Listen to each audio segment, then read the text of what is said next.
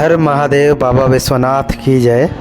So finally हम लोग वाराणसी पहुंच चुके हैं। और वाराणसी में कैसे पहुंचा है, अगर इसकी डिटेल जाननी हो तो हमारी वाराणसी का फर्स्ट ब्लॉग देखना ना भूलें। और चैनल पे नए हैं तो चैनल को सब्सक्राइब और बेल आइकन को प्रेस करना ना भूलें।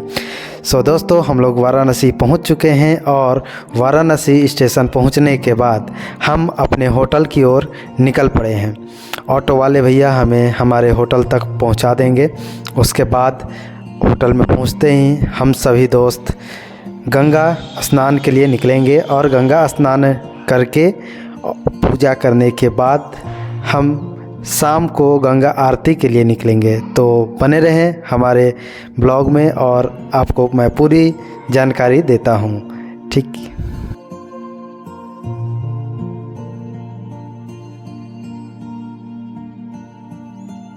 अब हम सभी लोग गंगा स्नान के लिए निकल पड़ते हैं बनारस के इन संकरी गलियों से होकर।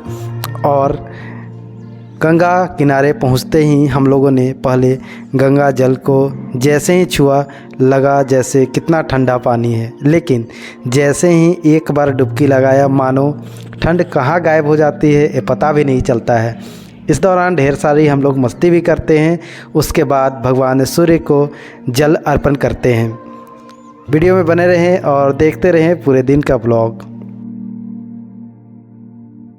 हाथ धोकर हम सभी होटल आ जाते हैं और निकल पड़ते हैं पूजा करने के लिए, क्योंकि हम सभी अनजान थे। तो कुछ ही दूरी पर जैसे ही पहुंचते हैं हमें दिखाई देता है बाबा केदार धाम। वहां पे प्रसाद लेने के बाद हम लोग बाबा केदार के दर्शन करते हैं। पूजा अर्चना करने के बाद हम सभी पहुंच जाते हैं अपने होटल और वहाँ पे लंच करते हैं। फिर आराम करके और इवनिंग में निकलने की कोशिश करते हैं, ये हमने सोच लिया। संध्या के करीब 5 बजे हम लोग निकल पड़ते हैं फिर से गंगा आरती देखने के लिए।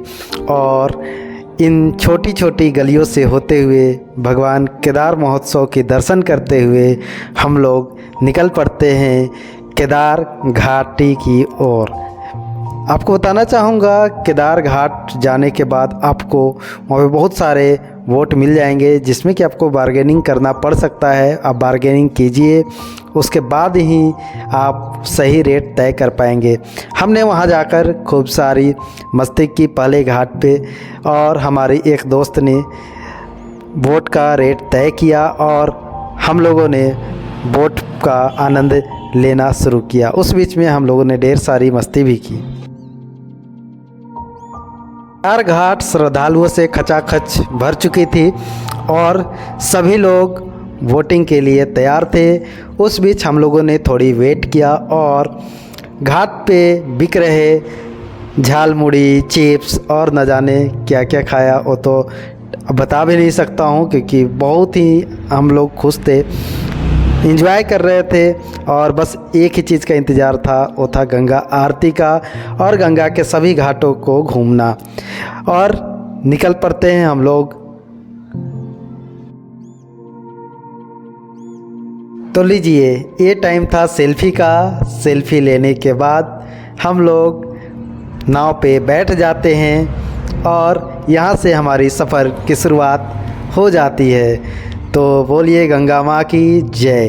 अब आगे हम पूरे घाट का आपको दर्शन कराएंगे और आप एंजॉय कीजिए हमारे इस ब्लॉग में।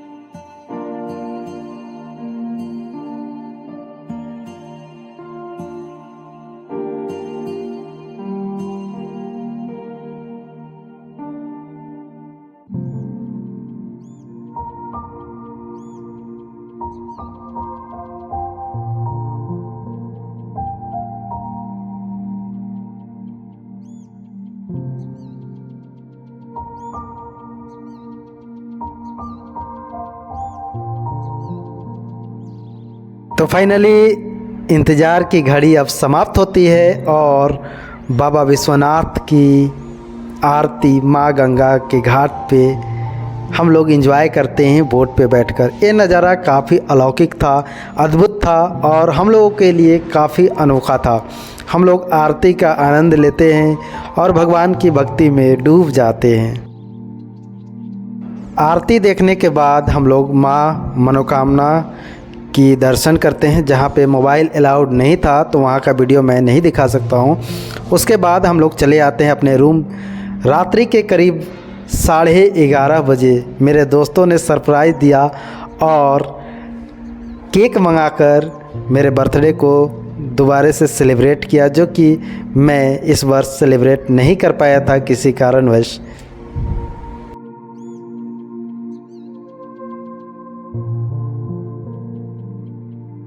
रात्रि विश्राम के बाद हम लोग सुबह जल्दी उठ जाते हैं और नहा धोकर निकल पड़ते हैं बाबा विश्वनाथ की दर्शन के लिए।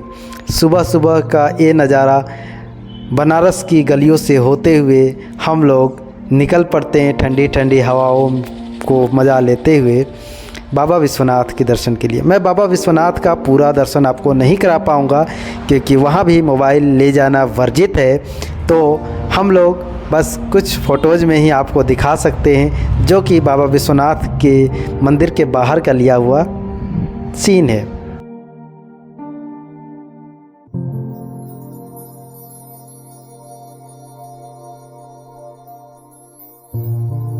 बाबा विश्वनाथ के दर्शन करने के बाद हम लोग दोबारा से निकल पड़ते हैं बाबा भैरवनाथ की दर्शन करने के लिए। बनारस की इन संकरी गलियों को होते हुए हम लोग काफ़ी रोमांचक दृश्य का मज़ा लेते हुए निकल पड़ते हैं बाबा भैरवनाथ की दर्शन करने के लिए, जहाँ पे भैरवनाथ के दर्शन भी रास्ते में हो रहे होते हैं।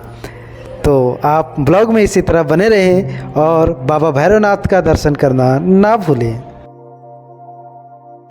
काफ़ी लंबी कतार में लगने के बाद हम लोगों ने बाबा भैरवनाथ का दर्शन किया और यहाँ भी पहले की तरह ही मोबाइल अलाउड नहीं था, तो मंदिर का दर्शन आपको नहीं करवा पाएंगे।